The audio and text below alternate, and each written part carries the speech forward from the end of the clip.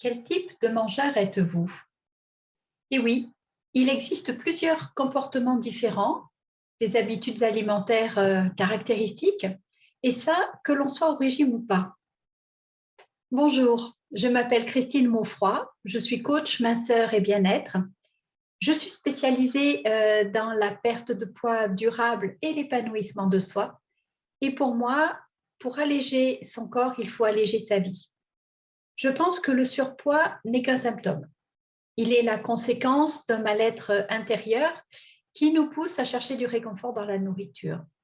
Pour s'en débarrasser durablement, la solution que je propose ne se trouve pas dans votre assiette, mais dans le décodage des raisons qui vous incitent à trop manger ou à stocker. Bien, voilà pour les présentations. Revenons à notre mangeur type. Il existe 4 catégories de mangeurs. Le mangeur healthy, le régimeur professionnel, le mangeur inconscient et le mangeur intuitif. Le mangeur healthy, c'est celui qui fait attention. Ce mangeur va avoir tendance à choisir des aliments bons pour sa santé et sa forme physique. Et il va être très attentif aux quantités.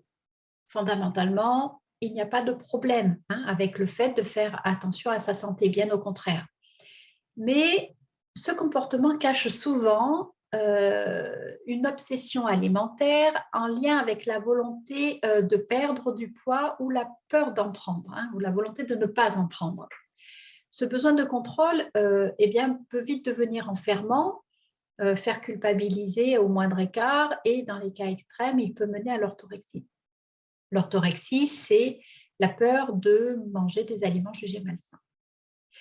Ce mangeur healthy surveille étroitement tout ce qu'il met dans son assiette, que ce soit en termes de quantité ou de qualité.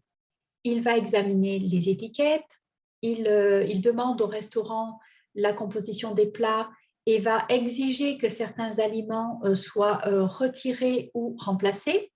Il va planifier ses repas à l'avance pour être sûr de respecter sa ligne de conduite. Et bien sûr, il va se reprocher chaque aliment jugé gras ou sucré qu'il va consommer. Le problème avec ce type de mangeur, c'est la rigidité. Comme je le disais tout à l'heure, il n'y a pas de problème avec le fait de vouloir faire attention à sa santé. Le problème, c'est lorsque l'alimentation devient une obsession. Ce mangeur healthy va entretenir un hyper-contrôle alimentaire qui va être une source de stress pour lui. Deuxième type de mangeur, nous avons le régimeur professionnel. Le régimeur professionnel, lui, est toujours au régime ou à la recherche du dernier plan alimentaire à la mode. Il a tout essayé, les régimes bien sûr, mais aussi les jeûnes, les détox, enfin toutes sortes de réductions alimentaires. Il est également incollable sur le calcul des calories et des macronutriments et il connaît vraiment toutes les astuces de régime. Ce type de mangeur va passer d'un plan alimentaire à l'autre, toujours avec l'espoir que ce sera le bon. Et bien sûr,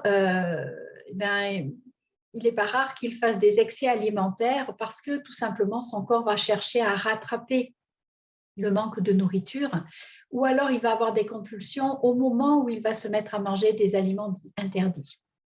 Le problème avec ce type de mangeur, c'est qu'il est difficile de tenir ce comportement alimentaire sur la durée, tout simplement parce que lorsqu'on est sous-alimenté, cela va entraîner une suralimentation réactionnelle, on se met à compulser.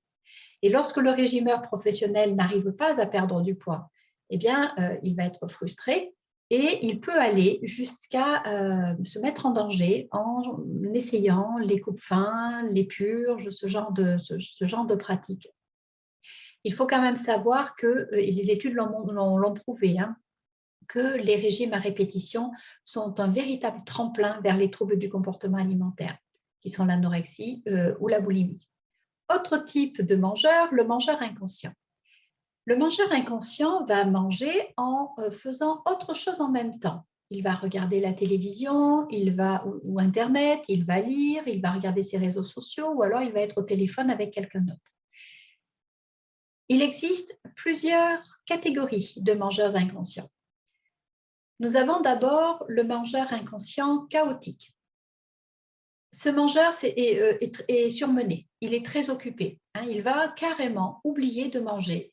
Et lorsqu'il se met à manger, c'est quand il est affamé. Et là, alors, il se jette sur la nourriture et il va consommer tout ce qui lui tombe sous la main. Donc, il ne va pas avoir une alimentation saine pour lui. Deuxième catégorie de mangeur inconscient, c'est le mangeur inconscient qui ne refuse pas de nourriture. Ce mangeur est sensible à la simple présence de nourriture, qu'il ait faim ou pas.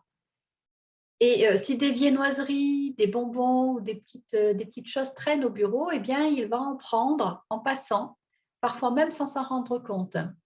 Il ne sait pas s'arrêter au moment des buffets ou au moment des apéritifs et la plupart du temps, il n'est absolument pas conscient de ce qu'il mange, ni même de la quantité qu'il consomme. Troisième catégorie de mangeur inconscient, c'est le mangeur inconscient anti-gaspillage. Alors lui, il accorde une grande importance à la valeur de la nourriture.